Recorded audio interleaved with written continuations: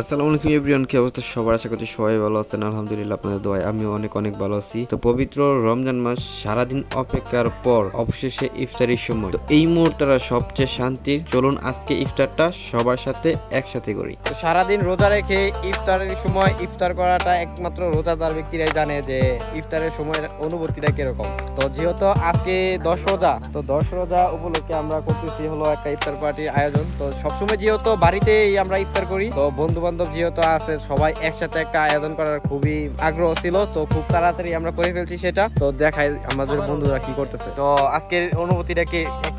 করা মনির আইলো না। তোমার কি অনুভূতিটা করা এরকম জায়গার মধ্যে ইফতারটা লওয়া একটা ভাগ্যের বিষয় বলতে গেলেই চলে। তো আজকে যে ইফতার পার্টিটা আমরা করতেছি সেই জায়গাটা আপনাদের দেখে দিতেছি। তো এরকম জায়গার মধ্যে ইফতার পার্টি দেওয়াটা খুবই একটা মানে আনন্দজনক বা ভালো লাগে।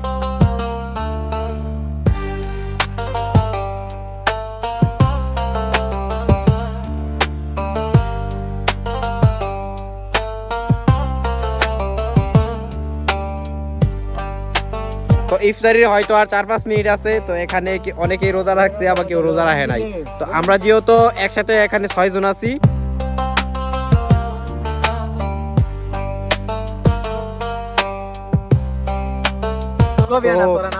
ভরপুর রাখার চেষ্টা করছি ফল ফুল। তো এইগুলাই আমরা আজকের ইফতারের আয়োজন করছি, কারণ যেহেতু সারাদিন রোজা রাখি, একটু খাওয়া দাওয়া যদি ভালো হয় তাহলে মন অনেক ভালো লাগে।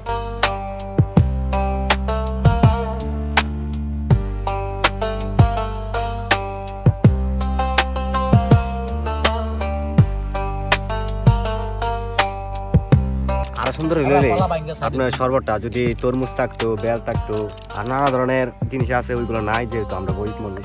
সামনের বছর আরো বড় করে হবে ইনশাল্লাহ। হ্যাঁ, তুমি কি বলো? ইনশাল্লাহ সামনের বছর যদি আল্লাহ বাঁচায় আমাদের এর চেয়ে বড় হইবে, দেখবেন আমরা ভিডিও পাবেন ইনশাল্লাহ।